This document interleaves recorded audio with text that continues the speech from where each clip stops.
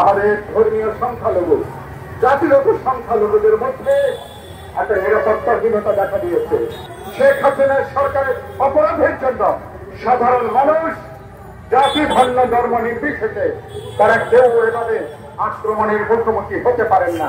আমরা এরকম একটা নৈরাজ্যের দিকে বাংলাদেশকে কোনোভাবে আমরা ঠেলে দিতে পারি না।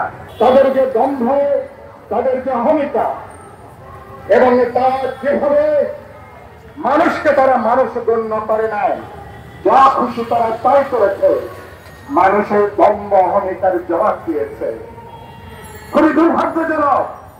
যিনি মনে করলেন বাংলাদেশে এটা তাদের তালুকদারি জমিদারি এবং সেই তালুকদারের জমিদারদেরকে মানুষ দুর্ভাগ্যজনক ভাবে তাকে পালিয়ে দিয়ে তাকে জীবন রক্ষা করতে হয়েছে।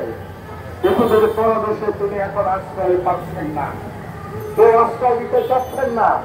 ভারতে এখন তিনি আছেন, আমি জানি না কোন প্রান্তে কোথায় তিনি যাবেন, কিন্তু আমরা এখানে পরিষ্কার করে বলতে চাচ্ছি সমাবেশ থেকে, যারা এই হত্যাকাণ্ডের সঙ্গে যুক্ত, ছাত্র জনতার শত শত হত্যাকাণ্ডের সঙ্গে যুক্ত, আইন শৃঙ্খলা রক্ষাকারী বাহিনী সহ ছাত্রলীগ এবং আওয়ামী লীগের বিভিন্ন বাহিনী, পেশাদার সশস্ত্র সন্ত্রাসী যারা গুলি করেছে, মানুষ হত্যা করেছে, তাদের সবাইকে আইনের আওতায় তাদেরকে নিয়ে আসতে হবে, তাদেরকে গ্রেফতার করতে হবে।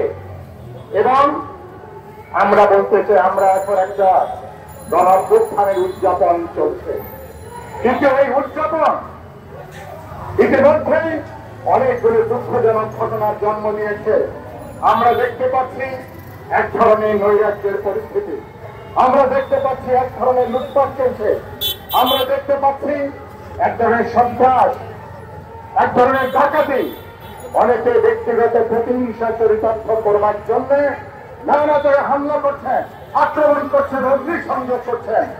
দখলের জায়গায় পাল্টা দখলে তারা যুক্ত হয়েছেন।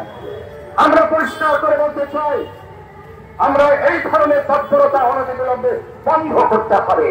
আমরা বিজয়ী যে অভ্যুত্থানের ছাত্র জনতা সাধারণ মানুষ এইভাবে আমরা এরকম একটা নৈরাজ্যের দিকে বাংলাদেশকে কোনোভাবে আমরা ঠেলে দিতে পারি না। আমাদের ধর্মীয় সংখ্যালঘু জাতিগত সংখ্যালঘুদের মধ্যে একটা নিরাপত্তাহীনতা দেখা দিয়েছে। কোন কোন জায়গায় ভাঙচুর হয়েছে, হামলা হয়েছে। আমি আজকে সমাবেশ থেকে পরিষ্কার করে বলতে চাই, আওয়ামী লীগের অপরাধের জন্য, শেখ হাসিনার সরকারের অপরাধের জন্য সাধারণ মানুষ জাতি ধর্ম ধর্ম নির্বিশেষে তারা কেউ এভাবে আক্রমণের মুখোমুখি হতে পারেন না। সবাইকে রক্ষা করা, জানমালের নিরাপত্তা প্রদান করা আমাদের সবার দায়িত্ব।